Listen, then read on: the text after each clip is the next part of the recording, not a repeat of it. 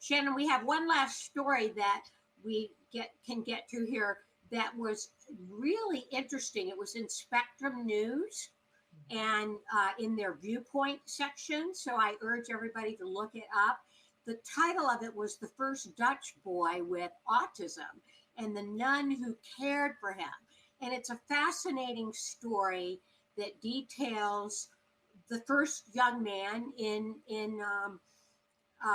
the first Dutch young man that they have record of as being diagnosed with autism. In the article, he's simply called Siem. I'm not sure how to pronounce that. And the nun who is in charge in the Netherlands at the Pathological Institute, Nijmegen. I am botching these names. But well, they're Dutch, so it's easy. Yeah, he appeared, the young man appeared at that institute, and there was a remarkable woman, Ida Fry, or Sister Gaudia, as she was known, who took care of this young man and pointed out that he had gone in there originally because they thought he had an intellectual disability. And she was like, no, this boy is smart. And she is the one that basically diagnosed him with autism. And stayed in his life for a period of 8 years and helped him. And for me, it was particularly, I just think this is a really lovely article about a connection that can be forged, and that a couple of times later on in life, she dropped back in on his life to see how he was doing, and was thrilled to see that he was somebody who had been shy, but, found his way in life, never married, but was very socially involved with his community. Yeah, had a great job as a bookkeeper, and, rode his bike to work every day and had a very overall happy existence. Yeah. And, I don't know, there are times when I really enjoy these sorts of stories of understanding that autism just didn't happen in 1982. There are these other stories, and I've always enjoyed hearing the stories of how people forge a life, because we're so focused when our kids are little on removing as many obstacles as we can. Like, our kids just have more challenges than others. And so it's that thing. I always pictured Jem running on a track, and that all the kids were running on the track, but some of them, their lane was filled with the things that they have to jump over. And what are they called? I can't even think. Hurdles. Thank you. Hurdles. And I always pictured that his lane was all hurdles, and some of the kids running next to him had one hurdle or two hurdles. I think everybody's got some hurdles, but he had more than his fair share of hurdles. And I just loved the idea of, which hurdles can we take out so that he can run faster? I don't want to change who he is. I don't want to change how he thinks. I want to help him to be able to run as fast as he wants in the direction that he can have. And, all of us have hurdles still in our lives, but I love hearing how people take their hurdle and it assimilates into their life and they become who they are. Like, I love looking at Wyatt and seeing, Wyatt still has some hurdles, and yet Wyatt is a painter that I will never be. Like, and I can't wait to see Wyatt's story unfold, to see where that takes him. That I have had this, vision in my head forever, that I see the two of you at a art opening in Paris. I believe it. I think it's coming. And what a story that will be, about how amazing, and people will glory at Wyatt's paintings. And then when they hear the story of that, Wyatt had all these other things, and yet this thing arose from him.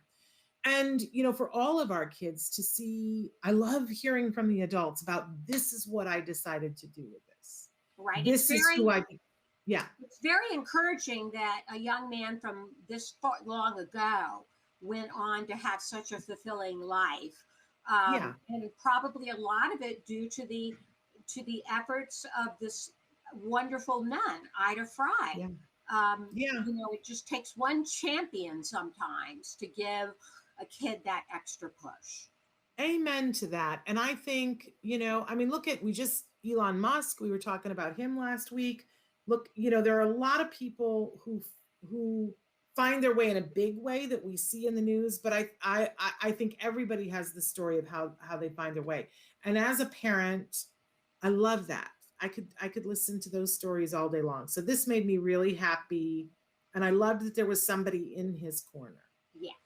So you guys can check that story out. We had a lot of people writing in. Okay, let's go back to, I wasn't following, sorry. Somebody said, about time autism gets some more funding. Now, if Parliament would follow suit. Somebody else said, I'm really excited that they're doing research, because I myself believe that since the autism complex disorders, we really hope one day soon the scientists find a way, and they're using the word cure. I know that's really a word that is very, but that's what the writer wrote in, looking for a cure. I want to say that here at Autism-Live, that isn't a word that we use. Right. Because we feel that autism is a difference. And again, we always want to talk about removing the obstacles, but having the person, be who they are, and not trying to change that. So just want to be clear about that. Somebody else says, my son would get very overstimulated young and would cry as if he was being hit. They created a lot of issues in our shared household. I just recently shared a video with Dr. Grampiche, Nancy, of behavior that Jem had before he was diagnosed that she had never seen before. And it's hard for me to watch, but he was like 2, and he would do this thing where he would jump and he would go, That's so interesting. Wyatt did the same thing. He would jump and go, like that. And there was just such discomfort in the noise that he would make. Like I honestly, there were times when I thought he was trying to fly. Like in his mind, that he thought he could fly, and the frustration of it, like there was something that he wanted to achieve or do or fix. It was frustrated cry.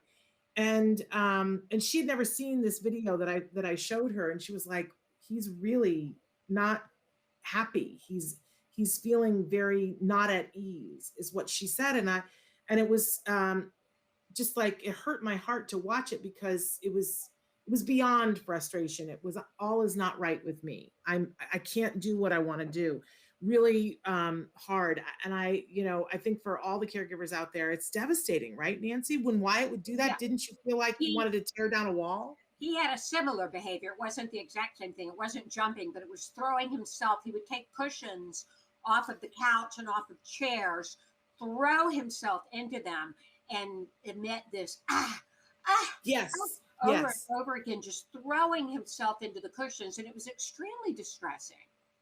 Yeah, and of course, later on, I think we learned that some of it, not all of it, is that need for that sensory input, because Jem did that too. Our house was always trashed with the cushions off the couch, and he would crash into people too, and crash into the sofa and the cushions and whatever. And sometimes he would crash into something thinking that it was soft enough, and he'd hurt himself. So very distressing. We better get to our guest, Shannon. We're spending. Oh, yes. Yes, we have Leah waiting in the wings, don't we? Yes, we absolutely do. And we have all these comments. People are writing in about the cicadas. We'll try to visit that later. So I think that Leah is with us.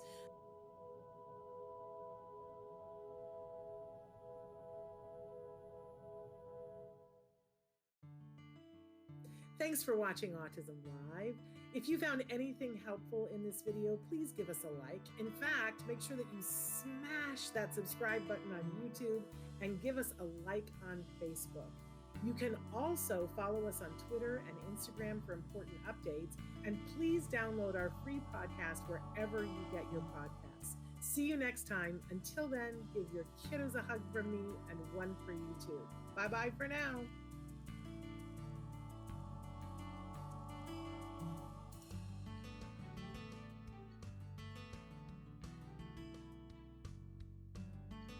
subscribe, click here. And if you'd like to check out some more of our videos, click here.